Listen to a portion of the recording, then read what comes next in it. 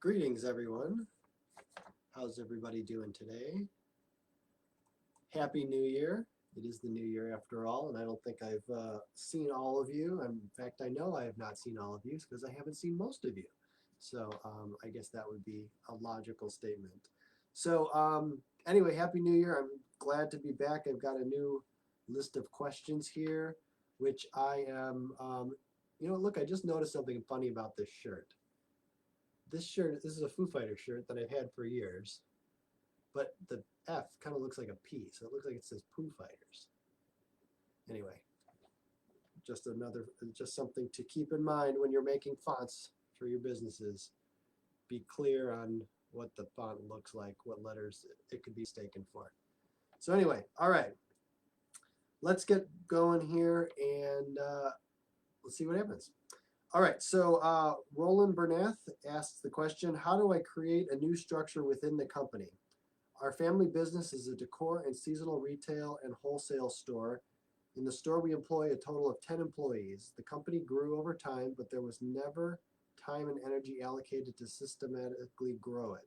Currently, the employees are all rotating between being at the cashier, unpacking incoming inventory, sticking labels on inventory, placing the inventory on shelves, as everybody is doing everything. Sometimes I feel like no one is doing anything. They are not responsible. There are a lot of mistakes, etc. I need proper job description and tasks. I believe I need to divide the store into segments, sales and product handling, create new job responsibilities, etc. Yep, you totally answered the question. You totally answered the question. So you do need to do that. So the first thing that I would recommend is to start with pick a category, whatever it is, just one side or the other, and make one thing work right first. Don't try to do it all at once. Just think about one thing at first. What you should do all at once is lay out the plan. So you mentioned job descriptions, so that means that org chart, all that sort of stuff, kind of what you envision it needs to be.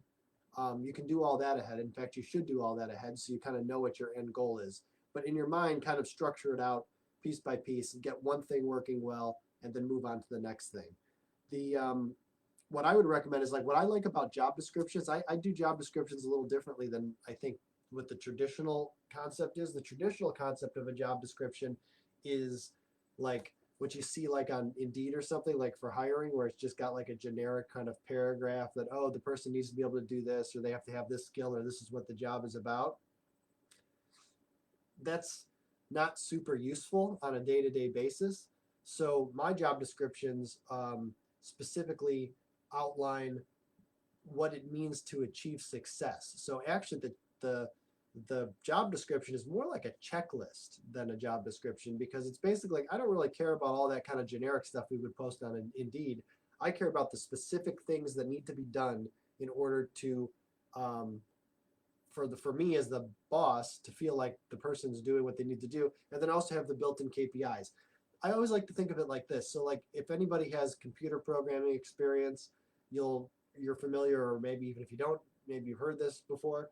When you're making a computer program, there's subroutines. There's like mini programs inside a bigger program that produce some sort of output, right? So the little program produces something and then passes that off to the next bigger part, or maybe the bigger part has multiple subroutines inside which pass its outcomes into the bigger system, which then create bigger and bigger outcomes till you get what you want. That's kind of how programming works. I look at job descriptions the exact same way. So when I lay out that big kind of org chart, I'm not doing it just like as an exercise in like, well, let's make an org chart. I'm looking at it like this is a flow chart of how the business should operate, and these are my subroutines. Each one of these people is the activity that they do is a subroutine that leads into the rest of whatever the output of the business or whatever that department is, if it's sales or if it's operations or whatever. So so yes, you answered your own question. I think you know what you need to do there. If a big part of that is going to be KPIs, like, so you know if people are doing what they're supposed to be doing, and just feeling like that you're able to measure on a daily basis what's going on, and then if something is out of whack, you can go in over there and nudge that, bump it in one direction or the other. So yeah, job descriptions in the way I describe them, highly recommended. I think that's a good place to start. If you have any questions or want to talk about that more, let me know. All right, next question. Here we go. Brianna Carroll. What is the best method to ensure franchisees stay true to all brand processes and systems put in place? I co-own a franchise called Wow Mom's World, which is a multi-service center for families, including a play place, fitness, cafe, swim, spa, etc. I was informed there is one franchisee who is continually not complying to franchisor standards. My partners have put me in charge of handling all U.S. franchisees and asked for me to go visit the locations in the new year. We already have franchisee signed agreements which state compliance, a franchisee checklist to go through, and they have asked her multiple times to change certain things. They feel they have lost her respect, so sending me in to handle it. What is the typical franchise protocol for this situation? How often should a franchisor visit franchisees to make sure they are complying? Any advice is appreciated. So in my somewhat bit of experience, I don't want to say vast experience, but I do have some experience in multiple franchise companies. I found that there's a couple things that have to be thought about. At first, you have to think about that the franchisee is kind of a weird employee in a way, because they've spent a lot of money and their time, and they've made a major commitment to be a part of this group, this franchise system, and as such, they're like entrepreneurs. They have all the risk and the burden and the commitment that entrepreneurs have. But at the end of the day, they signed up for a franchise because they wanted direction. They wanted to be able to execute. And the best franchisees are those that are good operators, that are going to follow those procedures, checklists, all that. So a franchise system owes this person kind of in two ways. One, they owe them as an investor, as somebody who's invested and committed to the brand. So they as a franchisor, there's a commitment to giving them proper tools so that they're successful, and that like you mentioned here, that the checklists and all the stuff that we've given them is clear, and that that a reasonable person can execute it and do well with it, and we know it's tested. So that's kind of the first part of it. Secondarily, kind of like with when you're creating the role, because again, it is a role that this person is executing, just like a job description in in another company. When you're creating that, you have to really think about, well, how do I measure to know if they're succeeding or not? And ideally, much of that measurement is built into the role and the way that they operate, and the way that the systems that they use, so that again, you can check on this and you don't have to find out about it secondhand. The thing that bothers me the most about the statement is that you said they feel they have lost her respect. So what that leads me to believe is that the problem is in the entrepreneurial investor relationship. For some reason, lost her respect. That seems to me like that there was either miscommunication, or there was perhaps lack of support by the franchisor to the franchisee, so they don't feel like they're getting the support that they need. There could be culture issues there, just in terms of like just like when you're in your own business, you have to maintain a culture. You have to now, as a franchisor, have to maintain a culture across all the franchisees as well. So there has to be systems in place to be able to do that. So you have to think, so all of that has to be implemented as part of the franchise system. So the lost her respect thing is going to be a tough one to handle. Now it goes back to being like an employee. So at the end of the day, a franchisor has a lot of rights over the franchisee to get them to do it the way that they want them to do, whatever it is that they want them to do. So procedurally, in your attorneys and people who deal on the legal side of this would be able to comment probably better. But procedurally, dealing with a franchisor who is not complying to the game plan, if the game plan is clear, of course, that'll be their argument. Their argument will be that the game plan is not clear, or that I wasn't supported, That's going to be what they're going to say. But assuming that that isn't the case, then you end up treating them essentially like an employee. So what's the issue? Okay, did we write it up? Were we clear that we communicated that there was an issue? Did they have time to remedy the issue, which is probably what the legal jargon says, so much time to remedy. Those are that's going to be the process. It's going to be write-ups. It's going to be documenting your position that they're not following the rules because of the lost her respect. I don't know if there's just a personality issue between perhaps one person at corporate and then the franchisee. Maybe just by you coming in and having this new perspective and new approach, there might be an opportunity to resolve some of that. But if the franchisee is not going to still go along with the plan, then why is she even in? I'm assuming it's a she. I don't know. He, she. Why is she still in the? Why does she want to even be in the business still, right? So if she doesn't want to follow the plan, then why did you buy a franchise? That's really the ultimate question. So if she's kind of done with following the plan, then and you're writing her up all the times, I mean, you've got legal recourse, of course, to take her franchise away, whatever the complexities related to that are legally. So anyway, I guess what I would say is go into the conversation with an open mind with this person, since it doesn't sound like you've talked to them much yet. You be the new face, you be the new person. Don't get offended by anything. Let her explain her position and kind of what she feels has been going right, what she feels has been going wrong. And you'll probably learn a lot about the company, because what I found in these situations, whether it's an employee or in this case a franchisee,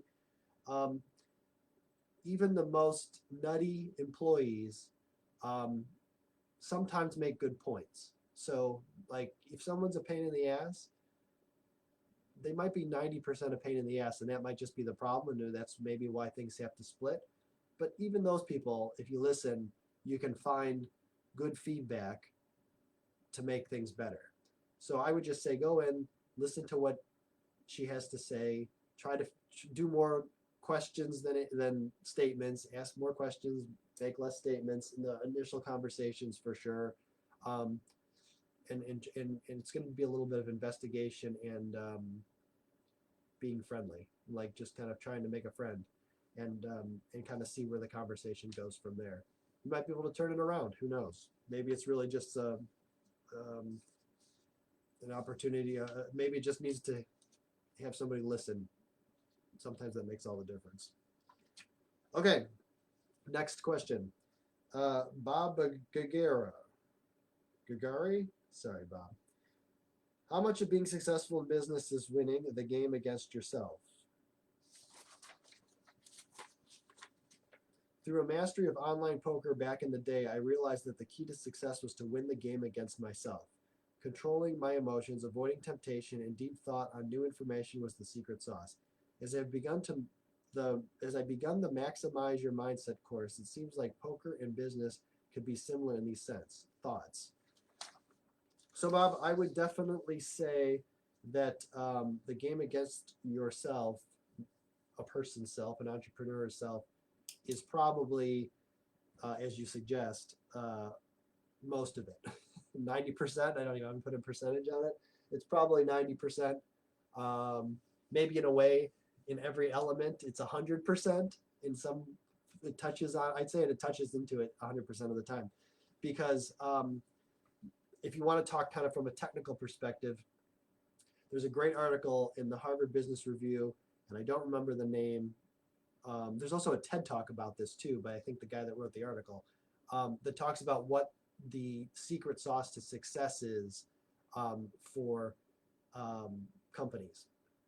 And then they basically have different categories, like is it money, is it people, is it product, what is it?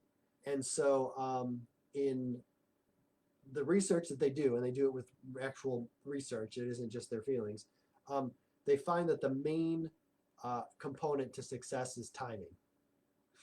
It really isn't product, it really isn't people, it really isn't money, it's timing, market timing. So there isn't a lot you can do about that. Like the only thing you can do with market timing is have a flexible enough perspective on what you do to match up your product or service with like product market fit at the time that it needs whatever it is you do. And which in itself, I guess, is a game against yourself, because you have to be willing and able to make those adjustments, those changes to your game plan as you go along. But taking those kind of technical things out of the conversation, it's 100% about you and about your mindset. Because, for example, if somebody is of the mindset, myself, this is a good example. It took me a long time. I can give you guys 20 years of experience right here. Longer than 20 years, I guess, at this point. In my earlier stages of being an entrepreneur, my thought process was, I can work harder, I'm smarter than, I have more energy than, I can stay up later, I can do all these things better than everybody else. So that's going to be my competitive advantage as I go along through my entrepreneurial career.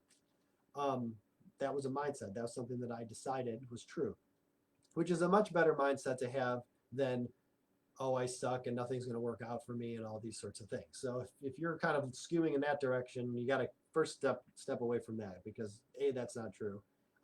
Every person has the same opportunity to make that decision in their mind that they are awesome and that they can work harder and they do have energy and all that sort of stuff. Where my mindset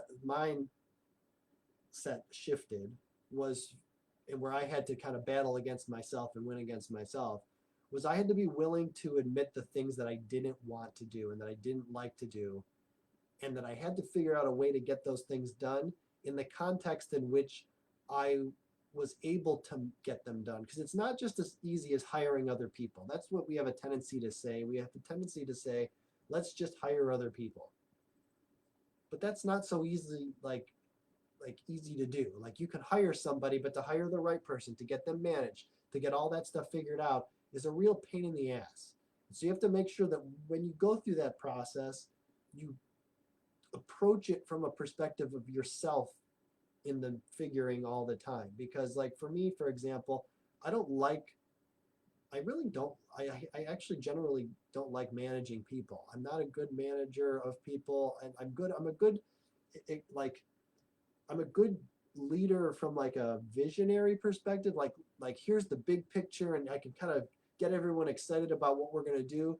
But once I get them excited about what we're going to do, when it really comes down to, like, now we have to get it done, I'm not that manager. That's not me. I don't like it. I don't think I'm particularly good at it, because I'm already thinking about the next visionary thing, and then I'm kind of confusing people along the way with kind of whatever. So my point is you have to take yourself into account all the time.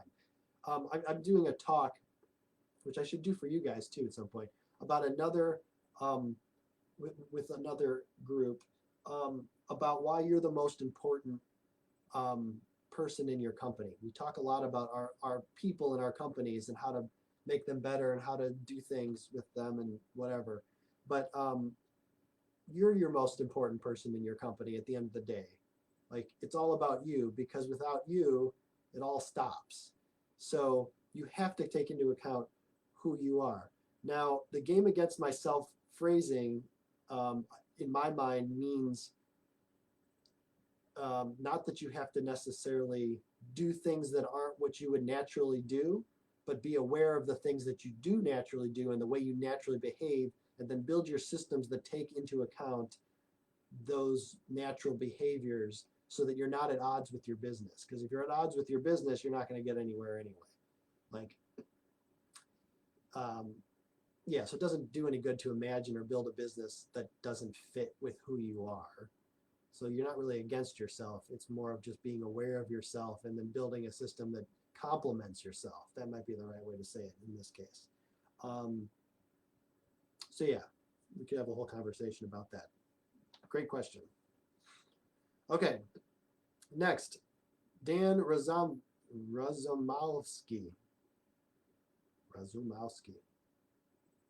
Great last name. Not sure if I pronounced it right. What is the best accounting process to implement to keep track of expenses during a project to track profitability in real time? I'm working construction, have multiple projects going on at one time. I need to know what costs go to what projects. Looking to scale to 10 projects at once. Need a scalable system for each location. Great, your mind is in the right place. If you're doing any type of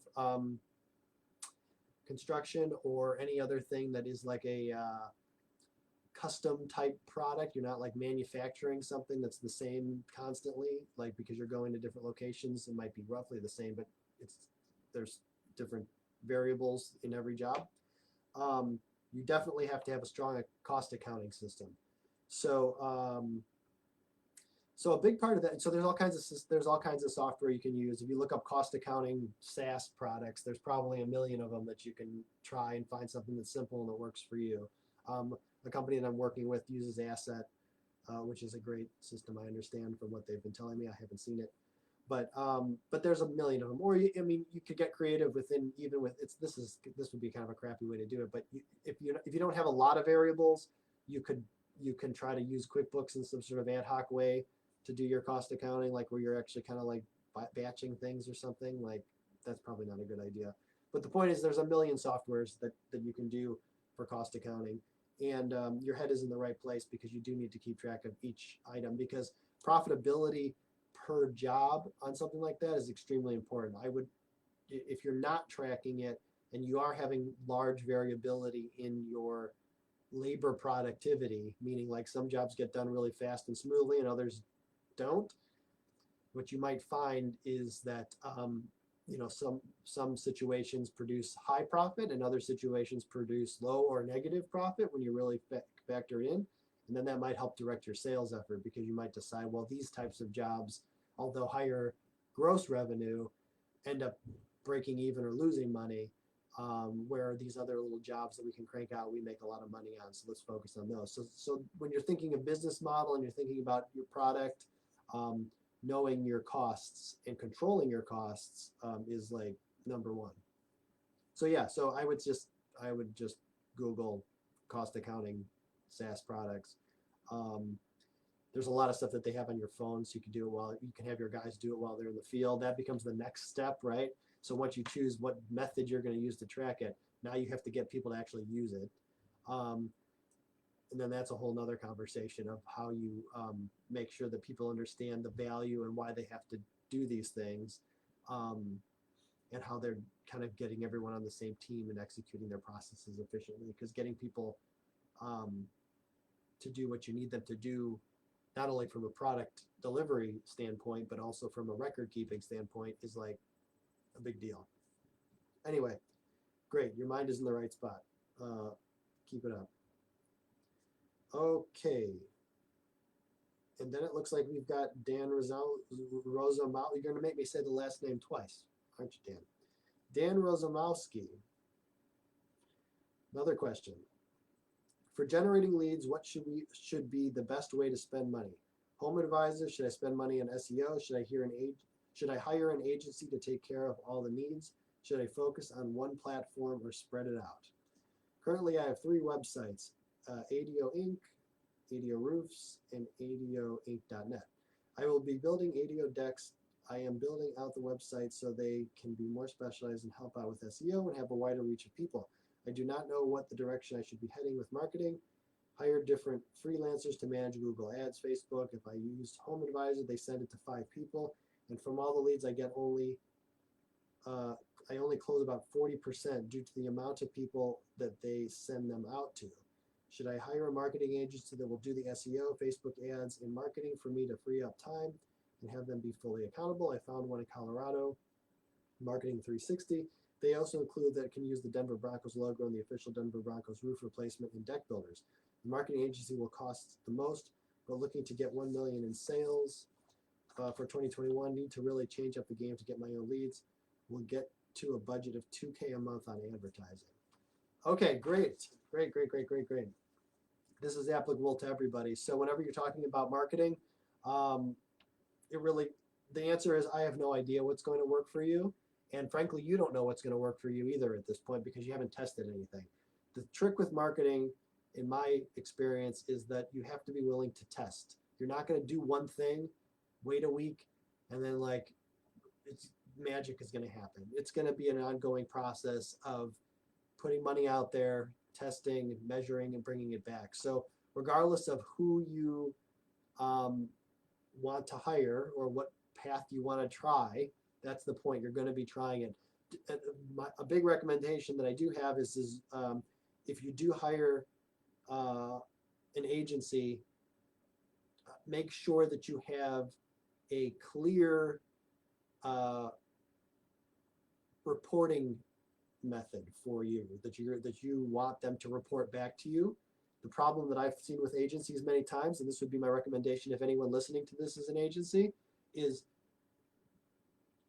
many agencies, not saying all, but many agencies, it seems that most of their job is to kind of keep it looking like that they're doing something, and then at the end of the day they're just putting stuff out, but they're not measuring anything, and so they're really just putting stuff out with no idea if it's doing anything. Like the best agency would do your job for you, in that they would be able to show you, this week we put this out, this is the result we got, this is the tweak we're going to make to try to make it better. This is what we did this week, here's what we got, now the tweak, we're going to make it better. That's the best agency there is. Most agencies don't work like that. They usually just say, we're going to spend this much money on Facebook ads, we're going to do this, we're going to do that. They do that, and then there's really no measurement or follow-up on what's working, what's not working. There's no objective for them to produce any particular outcome. So regardless of what path you go down, highly recommend be clear on how you're going to measure its success. And success can't be, oh, I got a sale out of it, because there's a million little steps along the way before you get the sale. There's all the intermediary kind of conversions that happen as people move through like a sales funnel. So you have to make sure you're clear on that. So I would recommend staying focused. Pick one way you want to approach it. Maybe it's Facebook ads, or I'm not a huge fan of Facebook ads. Actually, you said that the home advisor was you're getting a 40% closing rate on the stuff they send you. So can you get more of those? 40% closing rate is pretty good. And also you could probably capture more if they're sending it to 5 people. I don't know what your turnaround time is on that, but I knew a company that like doubled their revenue just by responding to that sort of stuff faster, right? So like if it's a competitive environment where they're sending it to a bunch of people, like if you had the best system for a response to that quickly, you can maybe raise that 40% to 80%. Now you've doubled the amount of revenue you're getting out of that one channel. So I'd say pick one of these things and then figure out how to really maximize that, and then move on to the better, like whatever other things you want to try as well, as long as you're measuring it all along the way. And that's good. That's good advice for anybody who is doing any type of sales and marketing, which everybody is. So listen to that, the idea that you have to measure your marketing. Okay. Oh, one other thing about roofs and home, the decks thing. I don't know if there's any reoccurring revenue in that or not, or if there is, what value there is, but I knew a company, actually in Colorado, funny enough, a guy that grew a roofing company from like a few $100,000 to $15 million all through acquisitions. So you have to be careful about that, because you don't want to buy stuff that isn't repeatable. But if you're buying companies that have some sort of connection or strong place, you can grow a lot through acquisitions in that space, because they're big ticket items mostly. So it adds up quick. Okay, next question. Zach Knock. How do you avoid entrepreneurial burnout, and what are some things I can do to change up my duties from day to day? I own a security company. We specialize in working with access control, cameras, and security systems for both commercial and residential applications. I'm feeling slightly burnt out from all the tasks that I have to do throughout the days and weeks. Sales, invoicing, weekly expense reviews, meetings, installation of projects and service. I have a morning meditation I do to try and get my mind in the right place, as well as mountain bike riding. It seems as if I have a robot brain or something. I want every day to be my honeymoon day. Haha.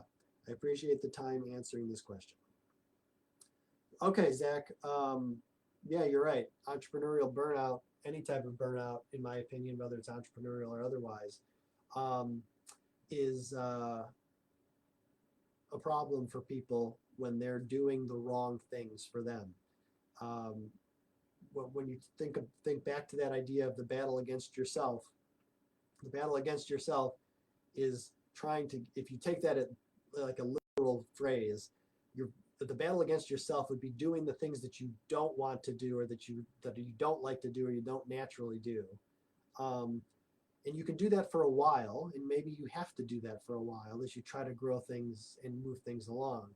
But again, you have to be very aware of what those things are and make those the top priority to get rid of as quickly as possible. Because if you try to do it, I'm guilty of this. I did this many times in my career, if you, without even thinking it, because I wasn't listening to anyone else. Like you guys are smart enough to do. I was not paying attention to anything other than myself. Um, you have to listen to your own reaction to things, and if it's painful to be doing it, you can only do it for so long. You have to figure out a different way of getting the same result.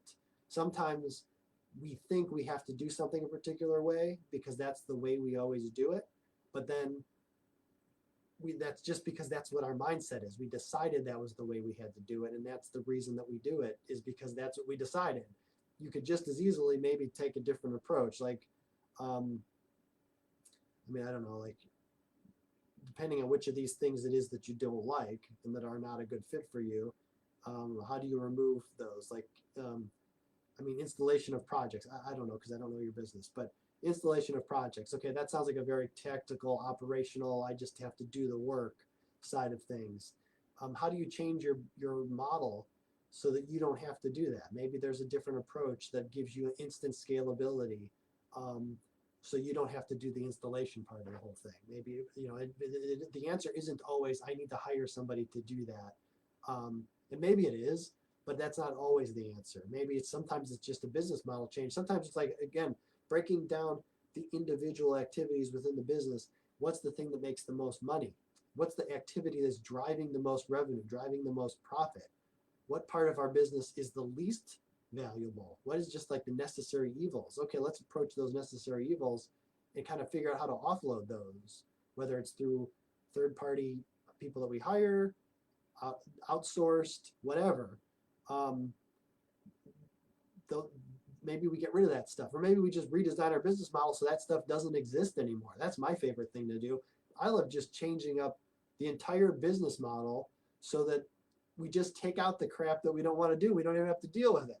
Like, people deal with so much junk in their business just because it kind of just gets piled on, and then they just kind of keep doing it, and then they keep trying to make it more and more and more efficient within something that is kind of inherently inefficient or inherently not a good fit for the business. I mean, Apple, not to use these giant examples, but Apple is a great example of focus, because they've got all this, they've got, very expensive products relative to other products in the market. And I don't remember what the exact percentages are, but it's something like Apple's market share is like 20%, 15%. I don't know what it is. It's something low, 10, 30%. That's their market share, but their share of profit in the market is like 80%. So they don't try to capture 80% of the whole market. They don't have to do everything. They just do the stuff that makes them a lot of money, and then they capture all of that profit in the market. So it's kind of the same thing in your own brain. You don't have to think in terms of, I'm going to do all this stuff and provide all this stuff for my business. I'm going to take just the stuff that makes me the most money. I'm going to focus on that. And then I'm going to be unapologetic that I'm not going to offer a million different things to a million different people. That's another thing that we try to do when we're starting up businesses. We a lot of times are trying to find where we fit in the world, and so we say yes to a lot of stuff, which is good, because yes is a certain amount of experimentation with that. But you have to be aware of why you're saying yes. If you're saying yes to test, great. If you're saying yes because you're putting yourself in shackles because now you're just another thing you got to do and you're not really making any money at it, then maybe you got to remember Apple and be like, well, I'm going to focus on this smaller percentage of activity that's going to maximize my profit. But yeah, and you have to you have to be yourself. You have to take yourself into account. You can't think of yourself as a robot, as you said, because you're not a robot and you're not going to be able to do that very long. Or even if you can, you're going to be miserable your whole life. So don't be miserable. That's my philosophy. Don't be miserable. Okay. Kyle Stroud. I'm looking to hire someone to monitor inventory levels and make purchasing decisions. Should I use cheap out-of-country employees, friends, family, job search sites, etc.? I'm an Amazon seller. I purchase products at wholesale prices and ship the products to Amazon warehouses, which then fulfill orders to my customers. After speaking to Sean, I know that I need to hire people to do the work that I don't enjoy. Inventory needs to be monitored daily, and the employees will need to use tools and my past sales performance on these products to make an educated guess on how many units need to be purchased. This is a crucial part of the business. If I have no inventory in stock, I can't make money. Yep. Perfect. The thing that you said there is this is a crucial part of the business. This is an absolutely crucial part of your business. If you don't have inventory, you can't make money. If you buy too much or you buy the wrong inventory, you just wasted a lot of money. There's a lot of issues here around this process. So my suggestion is you look at your individual steps in this process and you document it. And you really think through it. I don't know for sure, but if I had to guess, most people in your situation don't document it because they've been doing it themselves. And you just do it off the top of your head, and you just kind of like, you just do what you've done. There's no documentation around it. I don't mean, and again, when I say documentation, I'm not saying it because you need to do some schoolwork, so do homework. I'm not saying it for that reason, because I hate that stuff. I don't want to do stuff just to do it. I'm saying it because you learn something from it. If you sit down and you actually think through how the process works, and if you were going to explain it to somebody else, and you were going to document it in a way that you could, whether it's through Loom videos or writing it down, or both, once you go through that process, you're going to start to discover what the process actually looks like. Make a flow chart, right? I love flow charts. Read the little squares, and this happens, and then the arrow, and this happens, and that, so on and so forth. I love that stuff. So do that for this process. Make sure you have it clearly defined. Make sure you've made it as clean, as efficient as possible, and make sure that you've built the KPIs, key point indicators, into the process so that someone can be aware of if the person doing the work is doing what they're supposed to be doing or not, and producing the outcomes or not that they want, right? Because you can make a whole big process, hand it to somebody, and then walk away, and then like 2 weeks later come back and realize the person has spent $1 million extra on stuff that was bullshit or whatever, and then like now you're screwed. So you have to make sure you have those checks and balances in there to maintain it. So figure all that out, conceptualize it first. Then you can start talking about, well, who do I need to hire, right? Who do I need to hire? Because you'll know exactly how long it's going to take them. You'll know how much work they have to do. You'll know what kind of smarts they have to have or don't have to have. In my opinion, if you can create a good process, if you spend a lot of time making the process good and as efficient as possible, you can hire cheaper people because they don't have to be as forward thinking in the case of something that's a mess. Because if something's a mess, you have to pay people more because they have to be constantly cleaning it up. Where if something is very streamlined, think of it like a production line. Think of everything like a production line. In manufacturing, that's what you want to get to with every bit of your business. So if you can get this process to like a production line, then you can hire a production line type person. And maybe it's an outsourced foreign person. Maybe it's friends and family. Maybe it's a general job search. Who knows? But planning all that out and having all those systems in place is going to be the key. to what you're doing before you hire anybody. But yeah, I think I'll just leave it at that. All right, next question. Jamal Khan. Who should quote the first price during a negotiation? Should I ask my client for a ballpark number, or should I state my prices, assuming rapport or value proposition have all been set? I have a consultancy business where I have taken clients on call to close them. I usually quote my prices first and then wait for them to respond. But lately I've read a book which states that in negotiation you have to first ask your client for a number, because without knowing that, you'd be negotiating in the dark. Okay. I have a bunch of questions or thoughts running through my head here. The first thing I want to recommend to everybody in relation to this question is a book called Persuasion. It basically talks about how you can kind of set a conversation based on the things that you talk about before you get into price and selling and all that stuff, that get you closer. It gets the person's mind moving in the direction that you want them to move. The book's called Persuasion. It's a great book. One of the things that they say in that, because it's the way our brains work, actually it's that book, and then there's another book on Persuasion is kind of like the more like business book version of this, and then if you want the more academic kind of hardcore research version, the book is Thinking Fast and Slow. That's kind of like the more researched, like academic approach to the same book, but it's kind of a similar subject. It's actually very much a similar subject. It's the same subject. And in that book, they talk about anchoring, which is I love the concept of anchoring because I can see it affecting me all the time. Anchoring is a great concept because it our brains get hooked on something. That's why it's anchoring, and now they're stuck with it, right? So what I would say, like in your example that you gave, I'm sitting at, whatever, just using one possibility. Let's say my price that I want is $3,000.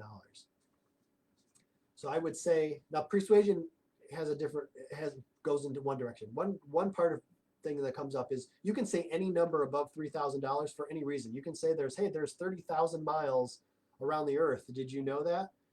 And then say, but my price is $3,000.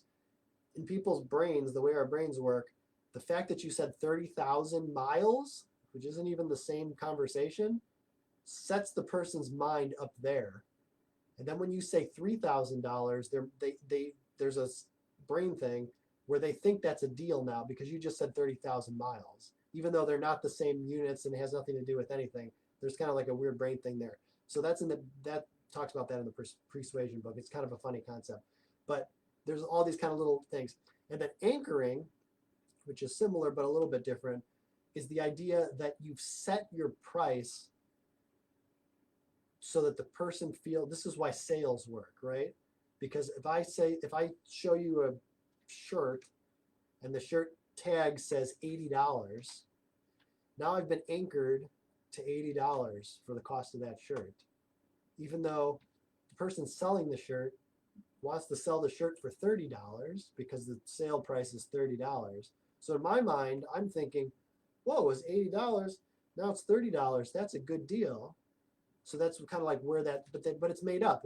The shirt's only worth $30 if that's what I pay for it. It's not worth $80 if no one's paying $80 for it. So you kind of can do the same thing. If you see this picture right back here, kidding, I only kind of see half of it. That's the Big Hot Dog. If you guys have ever went to bighotdog.com, it was this silly product that I created with some people a bunch of years ago. The Big Hot Dog was a 7-pound, 16-inch hot dog that we sold nationally and all over the world. The Big Hot Dog was cost, if I remember correctly, $129 plus shipping and handling. That's the retail cost, $129 plus shipping and handling. The hot dog, we determined people would not pay more than $100, $95 plus shipping and handling. They would not pay $129. But we always set it to $129 Because if we asked people to pay $95 directly, they wouldn't pay it. But if we set the price to $129, and I think we actually ended up even higher than that at one point. I think we ended up like 160. I don't remember. But the point is it was we knew people wouldn't pay over 100 under any circumstances. But if we had a higher price which anchored them higher, and then we had a sale running all the time for 95, then we started getting results, and then it started to work.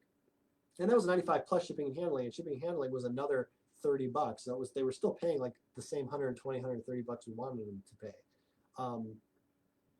So my point is that when you get into these conversations about how to negotiate a price, there's all kinds of different things to consider. And to get to your question specifically, you talked about first ask your client their number. Yeah, you have to have an idea of what their number is, but it kind of doesn't matter. I mean, I don't know exactly what you're doing, how you price what you're doing exactly, but at the end of the day, it really just matters what you want to charge. Because if they don't want to pay it, then they're not the right customer for you. And so if you have flexibility in what you can charge and maybe what you offer based on what they can pay, that's fine. But know what that range is. And if they're going to drop below that range, they're not the right customer, so forget it anyway. And the other thing that I would recommend, which I found to be really the case, is take forever to get to the price. Make sure you can really articulate the value that you provide, because if you can't articulate that, then any price is going to seem too high, right? If I can't tell you what the value of what I do is, then how are you in your mind going to decide what the price is that you're willing to pay? So you have to be very clear about articulating what your value proposition is before you even get to a price conversation. Because once you get to a price conversation, the client should be like, yeah, no brainer, because I already know from what you told me that $10,000, I'm going to make $10,000 off the work you do. So sure, I'll pay you $3,000 so that I can make $10,000. That's the math everybody's doing, like it or not. No matter what business you're in, everybody is doing that math that I just did. Am I paying less for the value that I'm getting? So it's your job as the salesperson to articulate the value at a high enough number that's clear and reasonable, and hopefully you're able to deliver that at that higher number. And now you've set your price lower than what that value is, because if there isn't a spread in there, you're not going to sell anything. Even if it's 10,000 and 10,000, you're not going to sell anything. It's 10,000 and something lower than that is what you're going to charge as your price. Now that doesn't mean you can't get your price really close to that 10,000. It just depends on what your market is and what business you're in. But the point is you need to articulate your value very, very clearly in an ideal world in financial terms to your client, because that way then once they know in their mind what it's worth in dollars, when you quote them a price, they're going to just decide if that spread is a good enough price and if they believe you can deliver. Those are the two things. Is the spread good? Are they happy with the quote-unquote profit they're going to make on the transaction? And do they believe you can deliver? Because if they don't believe that you can deliver, then that's also another reason they're not going to do it for any price that you offer them. All right, cool. Next question. Allison Koyanagi. What is the best way to pass a fee for a new software onto my clients? I'm a digital marketing agency. I have a new software that I want to introduce to my clients, but it does cost me a fee every month to use it. It will improve customer service and communication with clients. Since the fee is a bit high, I was going to pass this fee on to my clients, which will end up being nominal for them if I spread it out. How do I go about wording my email to them about this new fee? I want to express that this new software will bring a lot of value to them while also explaining why I'm raising their rates. I also don't want to make them angry for raising rates on them during this sensitive time when businesses are struggling. Thank you for your time and expertise. Okay, because you said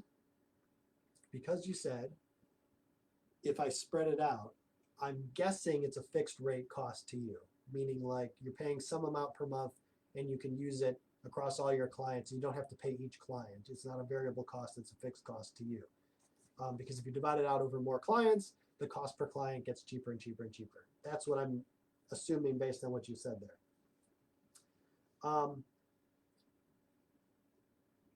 So depending on what that number is, I don't know. Being that this is probably a SaaS software you're talking about, I don't know how much it is per month. Maybe is it $300 a month divided by 6 clients, so it's $50 a month more. I don't know. I guess that goes back to the idea that what is the value that you're driving for your clients? Can you measure that value? Do they know the value? Because if you are, then you're also talking about just a price increase. Like, they don't really care why you're raising the price. They honestly don't. They don't care. You can explain to them all day long that it's because of the software and it's going to be great and all these things. But unless you're able to show them that for their extra $50 a month, this software is going to generate X, Y, Z, like it's another sale conversation. This is just a price increase conversation.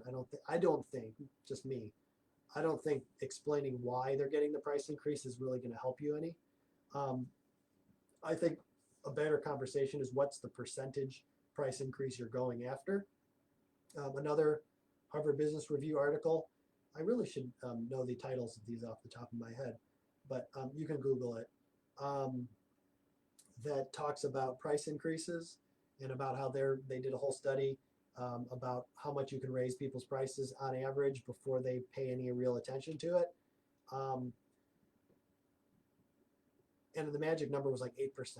If you're not raising the price over 8% on an annual basis, most industries, people don't pay attention. It's not enough to think about it like at 8%. Like if you were charging them $1,000 and you say, hey, I'm going to raise it to $1,080,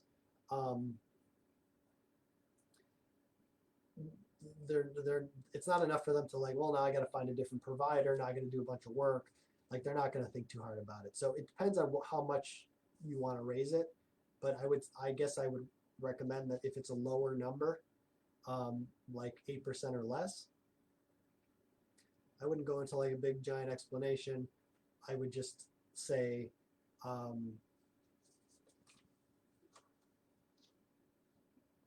would probably just say something to the effect of like, hey, 2021, we'd love having you as a client, and like really tell them all the great things you've done for them over the last year or the last bit of time. Tell them why the relationship is so great and you love it so much, and you're continuing to provide top tier service, and as such, as our costs go up, we're raising our costs by $30 or whatever it is. I don't know what it is, but something simple, sweet. Spend the time talking about how great your relationship is, and don't dwell on the price part of it. Just kind of like slip that in there at the end. Do like the sandwich. I always like the sandwich. Great, like good news, the price increase, and then some more good news. Like kind of like put it in that structure, and then bye, see you later, as we, whatever.